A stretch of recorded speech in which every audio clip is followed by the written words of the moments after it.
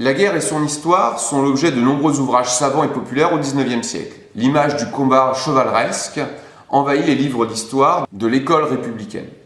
Vercingétorix, Charles Martel, Roland, Bayard et bien sûr Jeanne d'Arc sont autant de valeureux chevaliers qui deviennent des modèles pour tous les petits Français.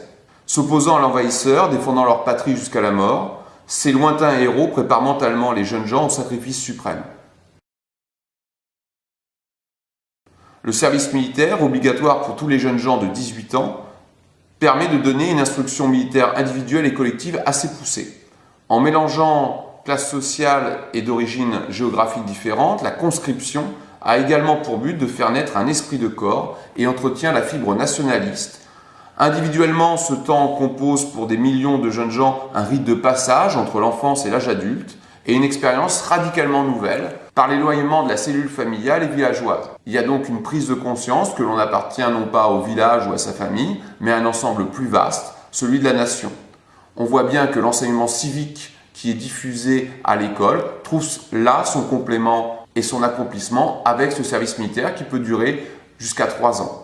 La guerre, le combat, représente une possibilité d'affirmer sa virilité et donc revêt un aspect positif pour la majorité des Français à la veille de la Grande Guerre.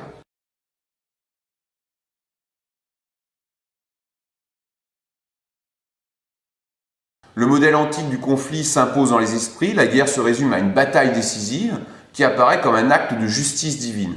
En France, le souvenir mythifié de Valmy et des victoires napoléoniennes, notamment Austerlitz, répond à la mémoire officielle du Deuxième Reich qui ne cesse de rappeler que son unité s'est faite par le fer et le sang, selon les mots de Bismarck.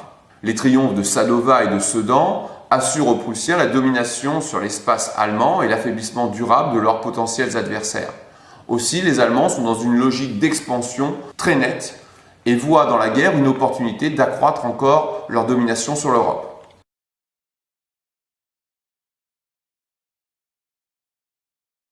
Pourtant, cette mémoire de guerre est fort sélective.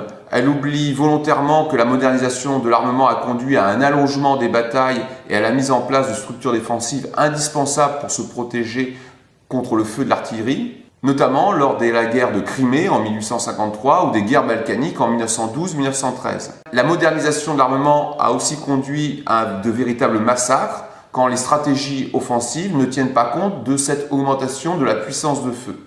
Ainsi, les batailles de Solferino et Magenta, restées célèbres dans la mémoire nationale, sont de véritables boucheries, et c'est à cette occasion qu'Henri Dunant créa la Croix-Rouge.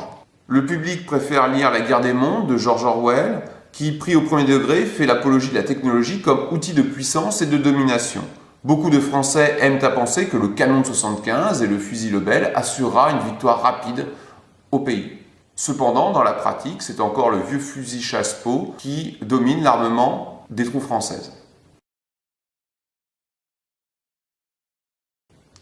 La guerre est donc vue comme une épreuve difficile, sanglante, mais brève et forcément victorieuse.